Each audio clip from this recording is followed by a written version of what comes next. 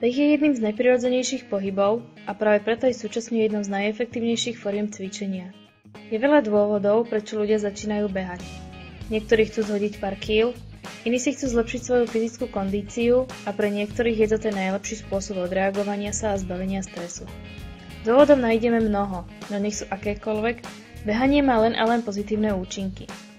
Z výhod behania môžeme spomenúť predovšetkým chudnutie, spomalenie procesu stárnutia, lepší spánok a imunitu, zvýšenie hladiny energie a tiež zvýšenie schopnosti sústrediť sa, no v neposlednom rade beh blahodárne pôsobí na srdce a cievy. Nemôžeme zabudnúť ani na pocit šťastia a spokojnosti, ktorý sa po kvalitnom behu dostaví. A práve to je dôvod, prečo je pravidelné behanie účinným prostriedkom proti nástupu depresie a tiež účinnou liečbou na mierne až stredne silné depresie.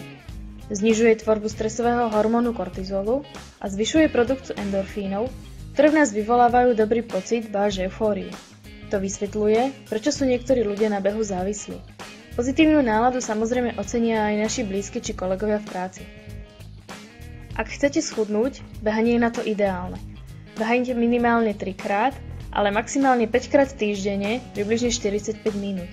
Nielen, že spálite kalórie, ale navyše si zrýchlite metabolizmus, čo bráni jojo efektu. Ak chcete efektívne a zdravo schudnúť, musíte tiež upraviť svoj jedálniček. Vďaka behaniu sa veľmi obmedzovať nemusíte. Vyhnite sa drastickým diétam. Ak nechcete pri behu spaľovať aj vlastnú svalovú hmotu, ale najmä tuky, doprajte si správny príjem bielkovín, vitamínov a minerálnych látok. Vylúčte nekvalitné jedlá ako sú udeniny, čokoládové tyčinky, torty, koláče, sladké limonády alebo zmrzliny. Zdravé chudnutie je dlhodobý proces. Optimálna hodnota, ktorú schudnete za mesiac, by nemala prevyšovať 5 kg. Príliš rýchle chudnutie vždy prináša so sebou jojo efekt a často aj zdravotné problémy. Ako každá pohybová aktivita si aj beh vyžaduje rozcvičku. Organizmus najskôr zahrejte, pretiahnite si telo a postupne z rýchlej chôdze sa rozbehnite. Nedostatočná rozcvička alebo jej vynechanie zvyšuje pocit únavy, svalové bolesti a môže vyústiť až k svalovému zraneniu. Beh predstavuje komplexný koordinovaný pohyb zapájajúci väčšinu svalov ľudského tela.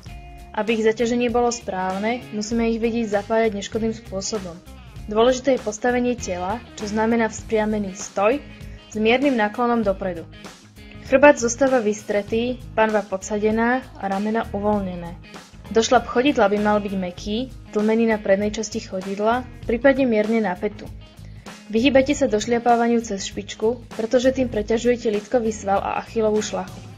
Ak nechcete, aby vás beh príliš vyčerpával, snažte sa behať uvoľnene. Začnite opatrne. Po dlhodobej nečinnosti sa telo musí rozhýbať postupne. Zvážte svoje pohybové schopnosti a zvolte si primerané tempo. Prispôsobte kondícii rýchlosť behu a dĺžku trate. Najlepšie je postupne predĺžovať dĺžku trate a neskôr zrýchlovať tempo. Je dobré počúvať svoje telo a nepreceňovať svoje schopnosti. Nenechajte sa odradiť počiatočnými ťažkosťami a únavou. Zlepšujúca kondícia, strata hmotnosti a psychická pohoda bude potom vašou odmenou. Vytvorte si tréningový plán, denný harmonogram, vždy aspoň na pár dní dopredu. Ideálne je behať obdeň, ale nepreceňujte sa. Sklamanie vás dopredu neposunie. Dodržujte svoj tréningový plán, snažte sa ho zostavovať nie s príliš veľkým zaťažením, aby ste ho boli schopní zvládnuť. Najlepšie v primeraných časových interváloch, aby vás niečo nezaskočilo a nezabranilo vám v tréningu. Aj svoj jedálny listok mente postupne.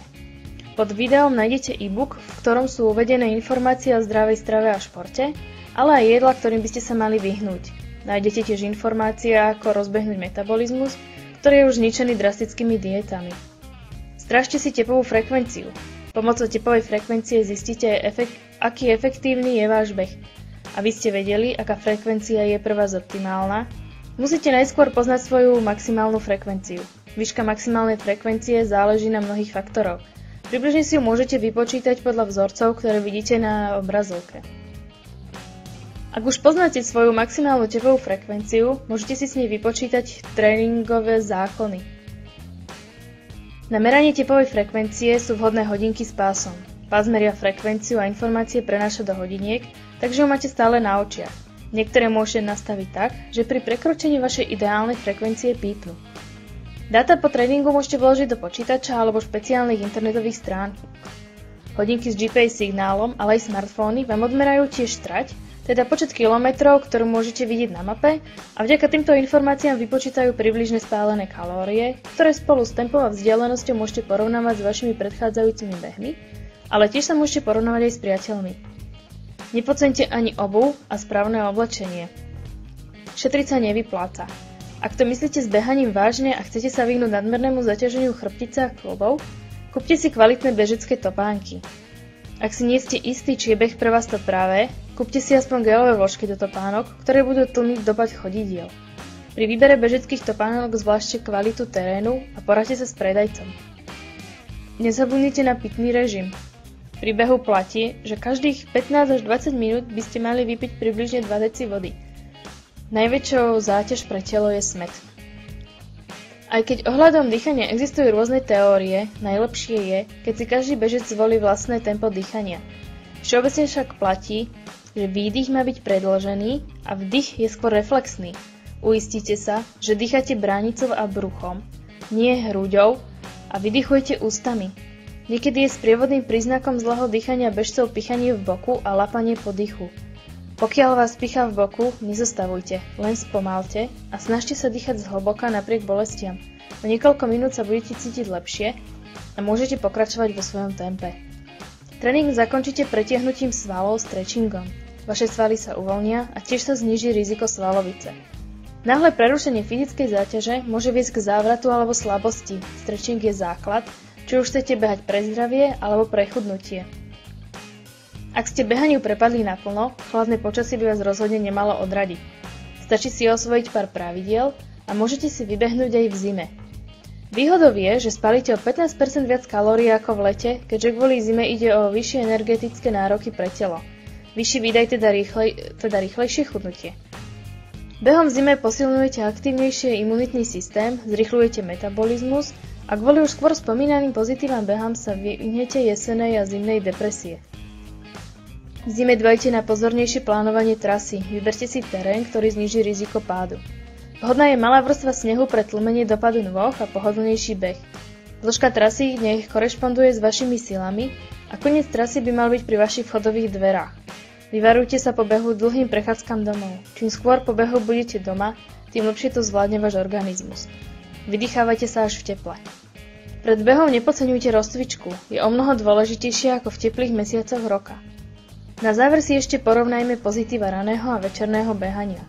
Ranejší beh je ideálnym prostriedkom, ako prekonať ospalosť, naštartuje vás a mnohé denné aktivity zvládnete ľahšie. Ak si beh naplánujete ráno, je menšia pravdepodobnosť, že vám do toho príde nejaká neočakávaná udalosť. Tiež získate dôvod, prečo vstať skôr, čo sa môže hodiť najmä cez víkend, nepreležíte pol dňa v posteli a stihnete o mnoho viac aktivít. Večerný beh zrelaxuje myseľ a odbúra stres nahromadený počas dňa. Vďaka tomu sa vám bude lepšie spať. Budete mať zo seba lepší pocit, ak miesto večerného pozerania televízie vybehnete von. Pľúca prevetráte čerstvým vzduchom a unavené oči si oddychnú. Ďakujem všetkým, ktorí vydržali až do konca. Nezabudnite nás podporiť a šíriť tieto informácie medzi vašich priateľov na Facebooku jednoduchým kliknutím na like. Ďakujeme.